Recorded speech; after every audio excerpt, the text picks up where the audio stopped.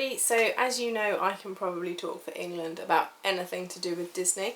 So this video I'm going to try and keep short and sweet. I'm going to be talking about Mickey's Not So Scary Halloween Party. So what is Mickey's Not So Scary Halloween Party? It is what Disney call a hard ticket event where you pay for a separate ticket for an evening in the park with all of the special Halloween activities involved.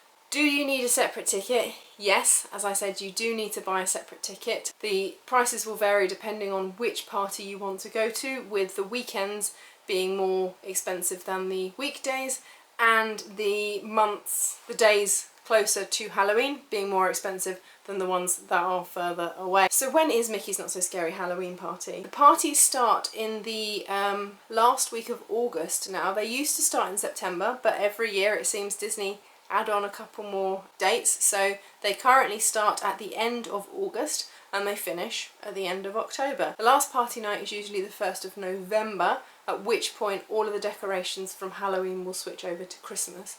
But the 31st of October doesn't tend to be the last party. What time can you get into the park with a Mickey's Not So Scary Halloween Party ticket? You can get into the park at 4 PM if you have a ticket for Mickey's Not So Scary Halloween Party. You need to queue up in the special lines for the party and you will get given a wristband, a map for everything that's happening during the party, and a little bag to carry all of your trick-or-treat candy in. I have an annual pass or a park hopper. Can I go into the park earlier? Yes, you can. If you want to use one of your park days or you have an annual pass, you can go into the park earlier than 4 PM. I do that regularly. And you can book fast passes up to the point of the start of the party. So if you try to book a fast pass for 5:30, it'll only be 5:30 to 6 because the park officially shuts at 6 on Halloween party night.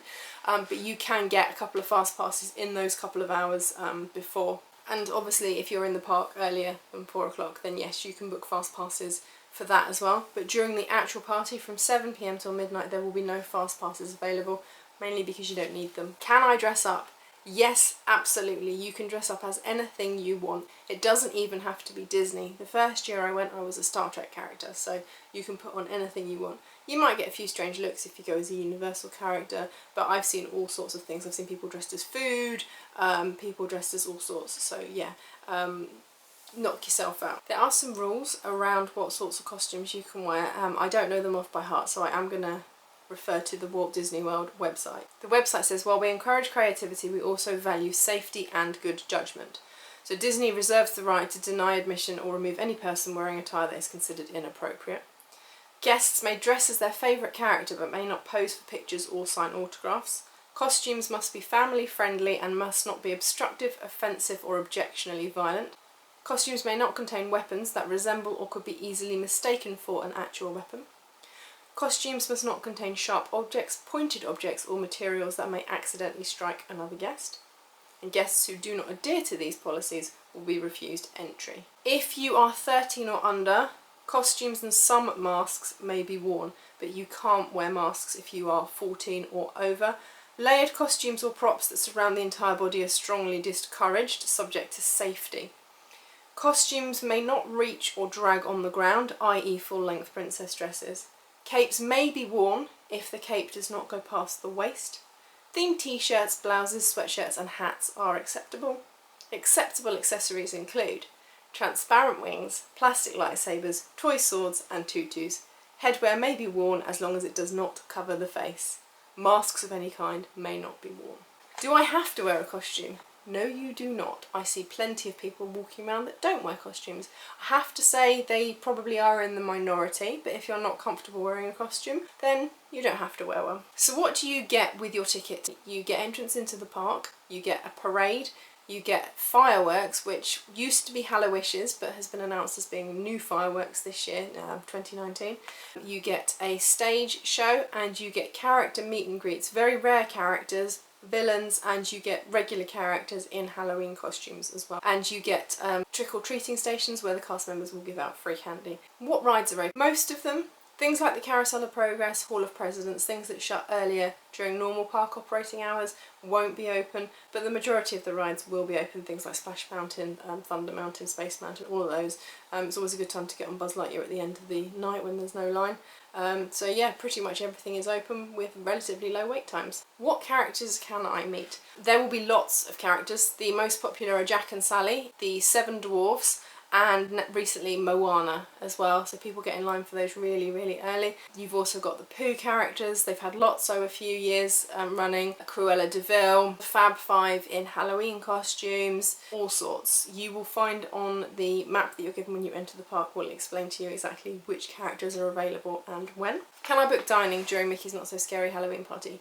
Yes you can, but I wouldn't, because table service dining takes about 2 hours.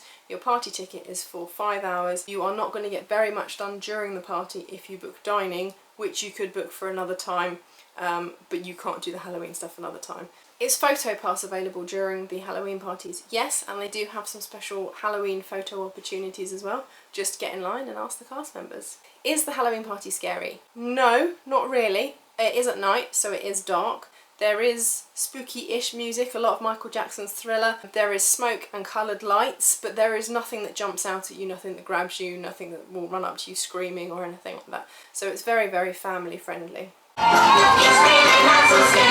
What happens if it rains? Nothing, basically. The party will carry on. If there is lightning in the area, it might stop the parade and it might stop the fireworks. Character meet and greets, where they can, will be moved inside, but the party will continue. What tends to happen if it starts raining during a party is the party empties out and actually it gets a lot quieter, but yeah, nothing officially happens during the rain. What happens if I can't go on the dates I've booked my ticket for? Tickets are non-transferable and non-refundable, so you cannot change your party tickets. The one thing I would say is if this affects you, ring Disney, explain the situation, and they might be able to do something for you. However, they are very specific that they are non-refundable and non-transferable. So if there's a doubt around when you can go, I would say just hold off booking the tickets as long as you can, just to save yourself that aggravation. What happens if I'm in the Magic Kingdom already on the day? There are several locations around the park where there will be cast members who will touch your magic band or your ticket to check that you actually have a Halloween party ticket, and they will issue you with maps and wristbands at that location, so you don't need to worry about having to go all the way out of the park and back in again. You can just carry on. Can I book dining for after the start of the Halloween party if I don't have a Halloween party ticket? No, you cannot. You need a Halloween party ticket in order to be in the park when the Halloween party starts. If you book dining for 5 or 5:30 and you don't have a Halloween party ticket, once your meal has finished you'll be escorted out of the park by cast members, but you wouldn't be allowed into the park for say a 7:30 dining reservation if you don't have a ticket for the Halloween party. How do cast members know that I am in the park with a Halloween party ticket? They will issue you with a wristband, and for each party night they have a different colour wristband, so don't think that you can go on a Tuesday, get your wristband and go back in on a Thursday, because each party has a different colour, and they're not set days of the week either, so you never know what the colour of the night is going to be. And you will regularly be asked to show your wristband. Every time you get in line for a ride, you'll be asked to show your wristband, and periodically as you're walking around, if people can't see the band, they might ask you to pull your sleeves down just to show your wristband as well.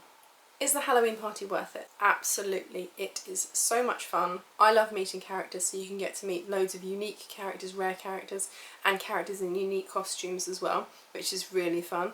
You get the candy, you get the shows, and the parade is really, really fun. So I would say absolutely it is worth it. Is the Halloween party worth it if you don't have children? Absolutely. Again, I don't have kids. I've been to 4 or 5 parties now, I think.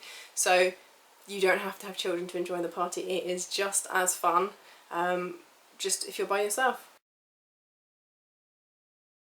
I asked the good people of Twitter if they had any tips or tricks for Mickey's Not So Scary Halloween Party, so I'm going to share some of those with you now. That's why I've got my phone. Charmaine says, get a map of the meet and greets and eat a big lunch and just a snack while you're at the party. Don't waste too much time trick or treating. So yes, get a map of the meet and greets. If you can get them online beforehand, so that's a good idea, so you can plan your strategy.